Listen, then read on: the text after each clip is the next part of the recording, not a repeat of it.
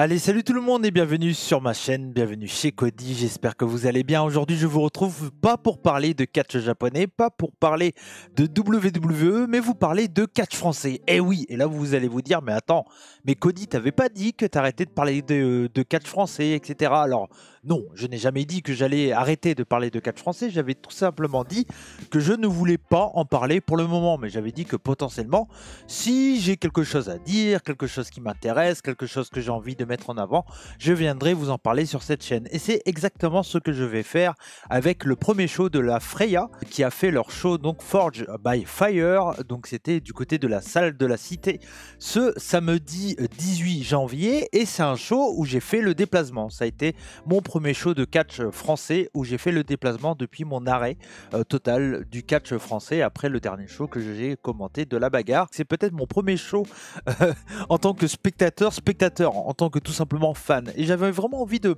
faire une petite vidéo pour vous dire et vous expliquer pourquoi ce projet est extrêmement intéressant et avec un potentiel extrêmement fort, vraiment j'ai vraiment passé une très bonne après-midi. Déjà pour moi, je vais commencer tout de suite avec un gros point fort pour moi du côté de Freya. Donc le show avait lieu le samedi après-midi à 15 h et je dois vous l'avouer que sur le moment je me disais bon, l'heure, ok, on est plus habitué à des shows de soir, des shows de nuit, etc. Et au final, je me suis rendu compte que c'était un très bien. Le show en après-midi, un samedi après-midi, je trouve que c'est parfaitement cool parce que ça permet déjà d'avoir un public. Alors même si le public de Freya était quand même assez, on va dire, fan, hein, on va l'avouer. Et voilà, et c'est plutôt une très bonne chose. Hein. Bien sûr, ça jouait aussi avec la popularité de la Rix, hein, comme le show a été, même s'il était organisé totalement par l'équipe de Freya, qui est une équipe assez différente sur certains points par rapport à Rix, il y avait quand même le fait que le soir juste après il y avait le show de Rix. Mais voilà, donc c'était quand même des fans qui connaissaient Rix et donc qui connaissaient le catch en général. Mais le fait d'avoir un show en après-midi, pour moi c'est un excellent point parce que ça permet déjà quand tu viens comme moi de Brest par exemple et que tu termines le show à 18 h, franchement à 17 h, même le show a terminé à 17 h. Franchement, c'est cool parce que du coup j'ai pu profiter, aller boire un coup avec beaucoup de fans que d'habitude je voyais moi en tant que, on va dire, moi je participais au show et eux étaient fans.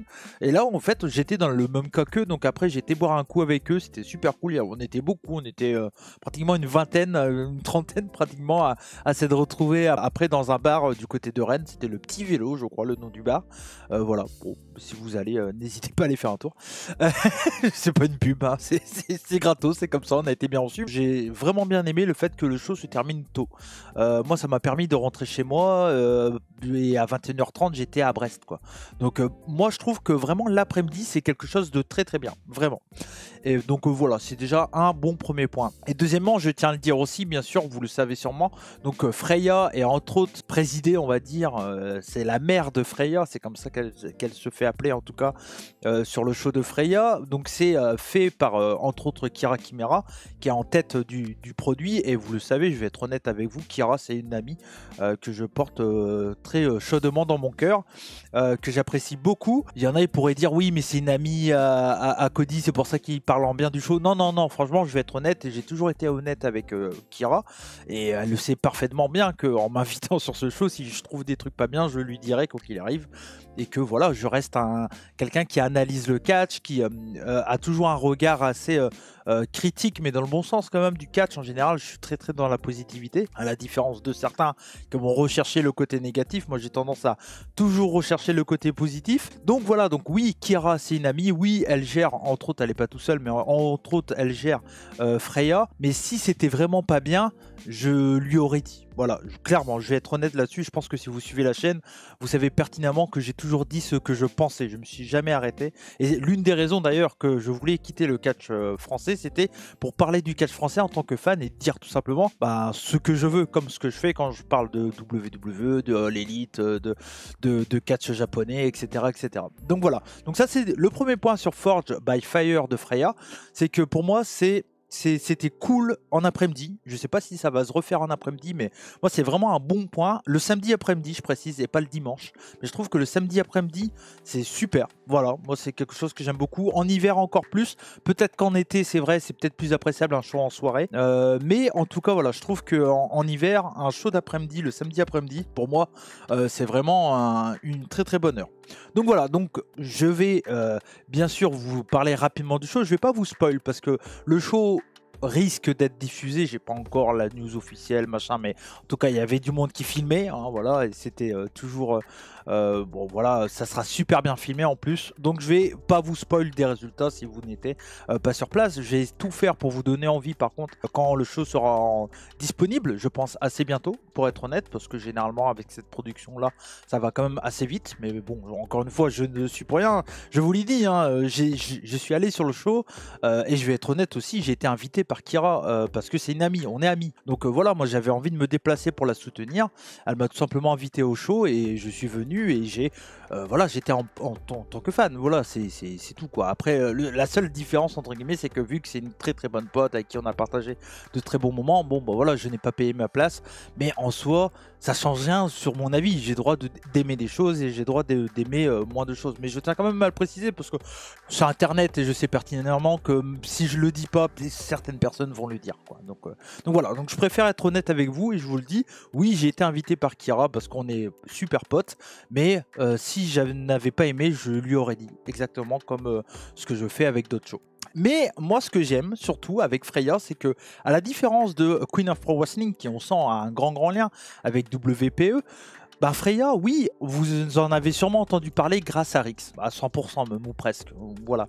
Mais une fois qu'on est sur place, et vous allez sûrement vous en rendre compte très vite au point de vue du visuel et ce que vous allez voir en VOD, bah en fait, ça n'a plus grand chose à voir par rapport à Rix. Franchement, ça n'a rien à voir par rapport à Rix. Déjà, moi, ce que j'ai aimé, c'est l'ambiance générale. Donc voilà, il y a un côté qui est très viking, c'est assumé, donc que ça soit dans les visuels. D'ailleurs, les visuels de Freya sont incroyables, exceptionnels. C'est entre autres Brand qui a fait ses visuels et il a un talent tellement de dingue que c'est pas trop étonnant d'avoir des visuels de taré pour Freya. Et on sent qu'il y a vraiment ce côté, on est viking, on la joue viking. Il y avait un présentateur, j'ai plus son prénom malheureusement, je m'en excuse, un annonceur maison qui était un bon viking quoi, voilà, la crête, le kilt, vraiment, mais sans en abuser non plus. C'était loin d'être un déguisement, on sentait que le mec il kiffait être comme il est quoi, voilà, et c'était cool.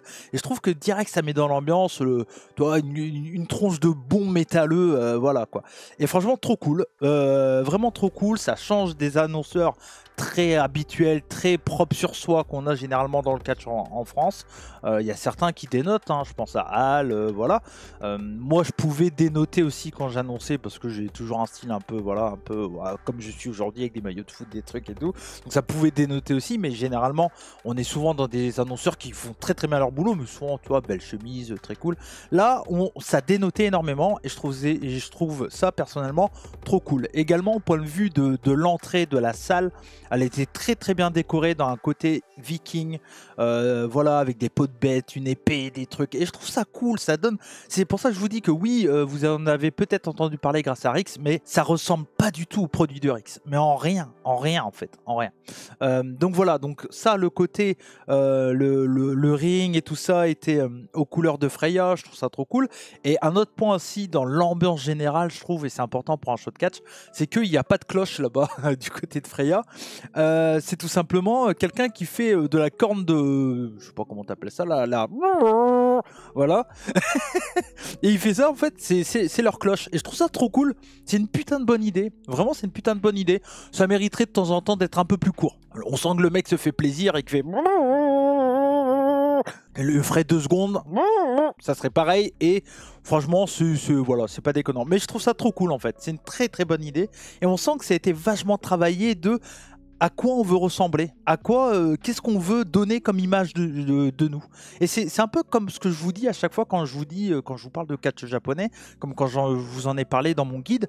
La première question en fait, c'est se dire qu'est-ce qu'on aime comme style de catch. Et clairement, ça se ressent que les personnes qui s'occupent de Freya se sont dit, mais nous, qu'est-ce qu'on aimerait voir en tant que fan. Et clairement, c'est ça. Et tout de suite, ben voilà, ils font pas un produit pour se dire ça va plaire aux gens. Non, ils font un produit et ça se ressent vraiment. Et surtout quand je connais Kira, j'ai aucun doute que quelques idées viennent d'elle et sûrement pas d'autres. Franchement, j'en sais pas plus que vous, hein, je vais être honnête. Vraiment, vraiment, vraiment.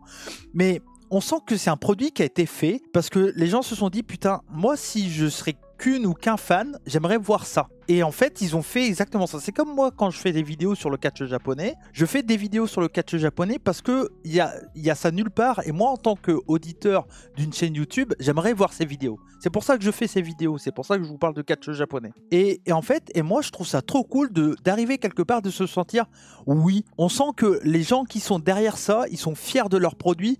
Et ils le montrent. Et je trouve ça trop cool. Je trouve ça trop cool. Il n'y a pas ce côté, on fait ça parce qu'on sait que ça va buzzer, on sait que ça va plaire ou autre. Bien sûr qu'il y a du talent sur la carte et ça donnait envie d'aller voir. Mais on sent que vraiment, il y a l'envie de faire un produit qui plaît vraiment. Il n'y a pas cette recherche tout le temps que je déteste dans le catch français, souvent de... Ah, on va prendre un tel, ça peut faire le buzz. Moi, j'en ai ras le cul de ça. Ça me saoule d'aller quelque part, de me dire, lui, il a été pris... parce que ça fait le buzz. Par exemple, je pense à Joe Hendry. Joe Hendry, quand il a été amené du côté de BZW, on s'est on sait tous que s'il a été amené, s'ils avaient voulu faire le show autour de Joe Hendry, c'est parce qu'il faisait le buzz actuellement. Que l'unique raison. Je pense pas, enfin, à moins que le promoteur de BZ était ultra fan de Joe Hendry, on sait tous que s'il était là, c'est parce que ça a fait le buzz et que Joe Hendry c'était qu'un buzz du moment. Et on le voit là ces derniers temps de toute façon. Voilà, je n'ai rien contre le catcheur. Mais on ressent que s'il avait été amené là, c'est parce qu'il faisait parler de lui et que potentiellement ça faisait ramener du monde. Et c'est un peu ce que je regrette avec BZ généralement, c'est qu'on sent qu'ils font souvent des trucs parce que ça fait le buzz et que ça fait parler d'eux. Voilà, moi c'est mon avis personnel. Vous avez bien sûr vous avez bien sûr le droit de ne pas être d'accord. En ce qui concerne Freya, voilà, moi j'ai vraiment ce ressenti que cette promotion, elle est faite donc pour plaire surtout aux personnes qui l'ont créée en fait. Et automatiquement, bien sûr que si ça plaît aux personnes qui l'ont créé, cette promotion, automatiquement ça va plaire à d'autres personnes. C'est comme mes vidéos, moi j'ai ma façon de parler de catch japonais. Automatiquement, il y a des personnes qui se sentent visés par mes vidéos parce qu'ils se disent bah putain oui j'aime bien comment Cody parle de ça, etc. Mais c'est vrai que un peu comme moi je pense, c'est que un produit comme Freya, ça va plaire à une certaine branche de fans je pense, mais ça ne plaira jamais à tout le monde et ça fera jamais un gros buzz je pense, parce que déjà bon bah voilà, je vous l'ai expliqué, c'est quand même une promotion qui est très ciblée dans un style viking machin, et ça peut ne pas plaire à tout le monde dans un premier temps, et en plus de ça voilà, c'est une promotion 100% féminine. Ça m'a pris 15 minutes de vidéo pour vous le dire, et je trouve ça trop cool en fait que c'est pas le premier truc que j'ai dit en fait, parce que Freya oui c'est une promotion 100% féminine, en tout cas pas totalement, mais bon, ça, je vous laisserai voir un peu plus, vous comprendrez mieux pourquoi. Mais c'est certes une promotion 100% féminine, mais pendant le show, j'ai jamais eu la sensation de me dire, en fait, je regarde qu'un show avec que des femmes. J'ai eu la sensation de voir un très bon show de catch, avec des catcheurs qui savaient pertinemment quoi faire pour faire réagir le public. Et j'ai jamais eu un moment où je me suis dit, ah, c'est un show de femmes. Jamais, jamais. Il n'y a aucun moment où je me suis dit... Et je me suis dit à des moments, oui, il y a des catcheuses qui sont sûrement un peu moins habituées, un peu moins fortes en général que d'autres. Et ça se ressentait dans certains matchs. Je me suis jamais dit, ouais, bon, c'est un show féminin. Comme exactement, j'ai eu exactement la même sensation que quand je regarde certaines catcheuses Joshi, entre autres. Parce que moi, je regarde du catch féminin, mais j'en vois pas tant que ça. Je suis plus sur le pro homme, on va dire. Mais dès que je regarde des femmes, en général, du côté du Japon, j'ai jamais cette sensation que c'est moins bon que des hommes ou autre, quoi. On a vraiment une sensation où bah, le Joshi équivaut pour eux, voire même par moment le dépasse. Et là, franchement, à aucun moment, je me suis dit, oui, bah c'est très bien pour des femmes. Non, enfin, je sais que cette réaction, elle existe et moi, je la trouve personnellement très débile. Mais voilà, c'est ce que j'essaie de vous expliquer, c'est que moi, j'ai trouvé le produit très carré, très millimétré. C'était sans perte de temps, c'était bien. Ça s'est enchaîné parfaitement. Je l'ai pas dit, mais la VOD, donc ça sera commenté par Antonin et Diane Truc, donc qui fait ses débuts. Antonin, plus besoin de le présenter, il m'a remplacé partout. Donc voilà, je pense que il commande toutes les promotions, mais tant mieux pour lui. Je suis très heureux pour lui, vraiment. C'est très cool. Moi, je suis voilà, il fait très très bien son boulot. J'ai rien à dire là-dessus. Donc voilà, donc Antonin et Diane Truc. Je suis quand même curieux de voir ce que va donner Diane. Aux commentaires avec Antonin, donc ça c'est cool aussi, on lance de nouvelles personnes, donc moi je trouve ça également intéressant, un peu comme l'annonceur. Et au point de vue des combats, alors je vais rapidement parler des matchs, mais donc le show a commencé avec Nina Samuels et Agathe Harris. Donc Agathe Harris est une jeune catcheuse entre autres de la HCP, Héritage Catch Professionnel, et, enfin, on l'a vu un peu partout d'ailleurs, tu me diras, Agathe, et on sent que c'est une jeune catcheuse. On sent que c'est une catcheuse qui stressait beaucoup. En plus, elle était dans l'opener du show. Elle a fait également le Rumble final. Et on sent que voilà, elle était stressée. On sent qu'elle était stressée, mais mine de rien, Nina Samuels, avec toute son expérience, l'a quand même mis dans de très bonnes conditions. On a eu un opener vraiment sympa, mais on sent qu'Agathe, c'est une jeune catcheuse et qu'elle a encore besoin d'essayer de se calmer un peu, mais je ne peux pas imaginer le stress qu'elle devait ressentir. Mais en tout cas, moi, ça m'a fait vraiment plaisir de la voir en live. C'est la première fois, je crois, la deuxième fois que je la voyais en live. Je l'avais déjà vue du côté de Rix. Et Nina Samuels, je l'avais commenté, je l'avais arbitré même, et c'est la première fois que je la voyais catcher hors autre chose que ce que je faisais dans le show. Donc c'est toujours cool de la voir dans un ring. Donc c'était un bon opener, vraiment. Ça a permis mis en condition. Ensuite, on a eu pour moi le match de la soirée entre JGU et Rio. Franchement, tous les combats étaient cool, mais ce match-là était particulièrement cool parce que ça touche une corde sensible, dans le sens où c'est deux catcheuses qui sont assez similaires, que ça soit dans le look et dans la façon de lutter. Moi, c'est un style où les deux nanas se mettent vraiment dans la gueule, et c'est un truc qui me touche particulièrement. Voilà, avec mon amour pour le catch japonais, automatiquement ça me touche beaucoup. C'était le match le plus fun à regarder, et vraiment c'était très cool. Vraiment c'était très très cool. J'ai pratiquement rien à dire sur ce combat. Je suis incapable de dire le temps. Je pense pour moi il était assez court, mais le temps qu'il fallait. Et j'ai adoré. JGU, elle m'impressionne vraiment. Mais même Agathe, en vrai, les deux ont une année et quelques de carrière, et pour une année et quelques de carrière, les deux, Agathe et JGU, elles sont impressionnantes. Vraiment, elles sont impressionnantes. Je trouve, chapeau bas à elles. Elles m'ont impressionné. Je le savais déjà parce que je les avais déjà commentés les deux. Et les voir en live, JGU, c'est très très costaud. Je pense qu'on va en entendre parler pendant très longtemps. Je pense qu'il y a un truc qui peut se faire avec Rio en plus chez Freya. Enfin, ça m'a l'air être vraiment intéressant en tout cas. Vraiment, j'étais très très cool. Enfin, j'ai trouvé ça très très bien. Vraiment. Rien à dire. Ensuite, on avait Loriana contre Sapphire Reed. Donc là, on était dans un match beaucoup plus classique, catch, on va dire, dans un combat heel-face, un peu comme le premier match d'ailleurs avec Nina Samuels et Agathe. C'était un peu mieux c'était mieux que Nina Samuels, Agathe Harris, parce que Loriana, elle a une expérience assez folle quand même, il faut le dire. Et Loriana, c'est une super heel. Moi, j'ai entendu plein de gens dire je déteste Loriana. Bah oui, en même temps, elle est là pour ça, donc c'est normal que tu la détestes. Et tant mieux dans un sens. Et elle fait un super taf. Voilà, c'est une peste. On n'a pas envie de l'apprécier, et elle le joue parfaitement, elle le fait parfaitement bien. Donc j'ai rien à dire sur ça. Sur son catch, elle s'est clairement améliorée. Elle a des expressions faciales, ouais, c'est ça qu'on dit, ouais. Super. J'adore ces têtes qu'elle fait. Elle fait des têtes. Je trouve que c'est un point fort de Loriana, j'aime beaucoup. Et Sapphire Reed ou Sapphire Reed, je crois qu'on dit Sapphire Reed en anglais. Quelle catcheuse, une boule de nerfs, super énergie, des super German suplex. Du coup, ça a parfaitement fité avec Loriana. Je trouve que c'est un très bon match, très très bon match. Voilà, vraiment un vrai bon match, très costaud, très classique dans la construction, tout ça, mais ça fait un super taf, quoi. Vraiment, ça fait un super taf.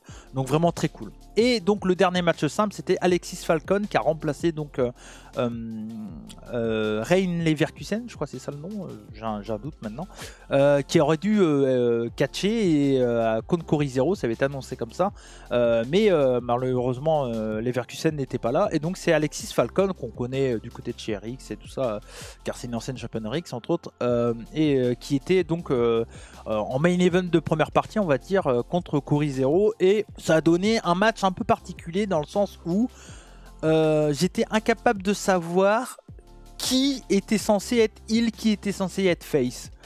Alors moi j'imagine que Cory Zero, c'est une catcheuse, Cory Zero, une jeune catcheuse aussi d'ailleurs, parmi les 4 catcheuses françaises qu'il y avait sur le show. Il y avait 3 catcheuses qui ont 1 an et demi, 2 ans de carrière, quoi. Et ça prouve une belle force qu'on a avec le catch en France d'ailleurs, avec les jeunes talents qu'on a en France. Et en fait le problème c'est que Alexis Falcon, en France en tout cas chez Rix, elle a été reconnue comme une grosse heal. Cory Zero, c'est une catcheuse qui est très heal en Irlande. Elle qui catch entre autres du côté de OTT et dans d'autres promotions. Et en fait là, ils l'ont présentée comme une catcheuse qui était de Bretagne, qui était de chez elle, et ce qui est vrai d'ailleurs, mais en même temps elle avait une attitude très bagarreuse, très heal, machin. Et Alexis Falcon qui s'est fait connaître en tant que heal, elle était un peu plus babyface, donc voilà, donc c'était un peu particulier. Moi je tirais personnellement pour Alexis Falcon parce que elle jouait le rôle de face et moi je suis un peu bêteux, hein, tu sais, bon, quand il y a une babyface, je cheers pour la babyface. J'étais là, Alexis, alors qu'en vrai, de base, si je suis qu'un fan de Rix et que je revois Alexis Falcon, j'ai pas envie de l'applaudir. Donc ça donnait un mood un peu particulier, mais en soi sur la qualité, ce que les nanas ont fait, l'attitude des deux catcheuses et tout, rien à dire, j'ai rien à dire. La qualité elle est là, elle est présente, ça catchait bien, on a vu des beaux mouvements, travail de la jambe parfait de Cory Zero sur la jambe de Alexis Falcon, la construction du match et tout, c'est juste le fait on savait pas trop en fait qui était, donc il y avait des gens qui tiraient pour Cory, d'autres pour Alexis.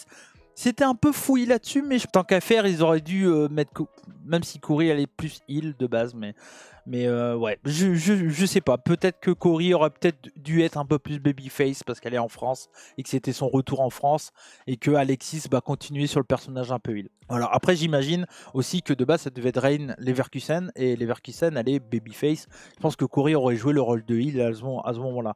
Et donc du coup ils ont juste remplacé entre guillemets Leverkusen par Alexis Falcon et Alexis Falcon a joué le côté face parce que c'était aussi son retour en France et que les gens l'apprécient aussi. Donc je pense que c'est ça. Je pense que c'est pour ça. Mais bon, voilà. Et pour terminer, j'ai parlé 25 minutes, mais en même temps, je sais que c'est plutôt bien. J'ai beaucoup de choses à dire, donc c'est cool. Donc, on avait une Battle Royale qui était très cool. Je vais pas non plus dire grand-chose de plus parce que je trouve que c'était très bien. Pour moi, c'était un... Alors, quand je dis Battle Royale, c'était un Royal Rumble, hein, dans l'idée. Donc, avec des catcheuses qui venaient chacun son tour. Mon seul problème, c'est que c'était un poil court, je trouve, pour un Royal Rumble. À la limite, tu faisais une Battle Royale, t'avais peut-être le même effet, pratiquement. Après, t'avais le côté cool que chaque catcheuse arrivait. Ça a été bien booké, les éliminations étaient cool. La fin manquait peut-être un peu de piment. Ça a été, voilà, bon, je vais pas vous dire, j'ai failli vous spoil, mais non, je vais pas dire le résultat. Mais voilà, ça manquait un poil de piment, selon moi. Je trouve que la fin, elle a fait, ok, c'est fini. Ça manquait d'un gros spot pour terminer, je trouve. Voilà. Mais bon, c'est des détails. Là je détaille. Hein, je suis sur les détails. Mais sinon, non. Sinon, j'ai été très convaincu par Freya, vraiment. Comme je vous l'ai dit, j'ai été invité. Je remercie vraiment encore une fois Kira de m'avoir invité. Je reviendrai sur un show de Freya si je suis encore invité, avec plaisir. Voilà, mais j'ai adoré. Et ça m'a également un grand merci à tous ceux que j'ai rencontrés sur le show de Freya, avec qui j'ai été boire un coup. Voilà, je ne vais pas vous citer, mais vous vous reconnaîtrez. C'était super. Franchement, j'aime être parmi vous. Vraiment. Il y a eu des gens qui ont dit des mots très gentils envers ma personne, au point de vue de mes commentaires, etc. et tout. Mais je suis très heureux où je suis actuellement. Vraiment. Ne soyez... Vous êtes peut-être déçus parce que voilà, peut-être que vous aimez bien mon travail à l'époque et tout. Mais c'est un choix qui est personnel et que je digère parfaitement. J'ai pas été viré. J'ai été viré nulle part. Voilà. Voilà. Donc voilà, c'est un choix qui est personnel et je suis très content à ma place. Ça m'a fait plaisir de revoir certaines personnes et voilà. Donc c'était trop cool et ça m'a motivé à revenir sur un show plus tard. Actuellement, revenir sur un show de Freya. J'ai pas envie d'aller sur d'autres shows pour le moment.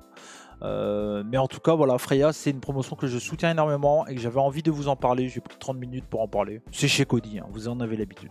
Bref, en tout cas merci à vous. J'espère que cette vidéo vous a plu, comme on dit chez moi, Banzai.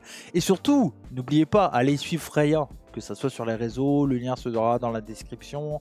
Et j'imagine que vous saurez très vite quand il y aura une vidéo, une diffusion du show voilà, sur leur chaîne YouTube ou autre. Enfin, je sais pas plus que ça. Donc on verra.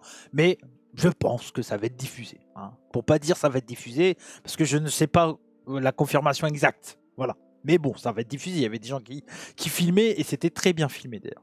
Donc voilà, à la différence de Rix, j'ai regardé le live de Rix. Ils ont fait le show en live Rix. La production.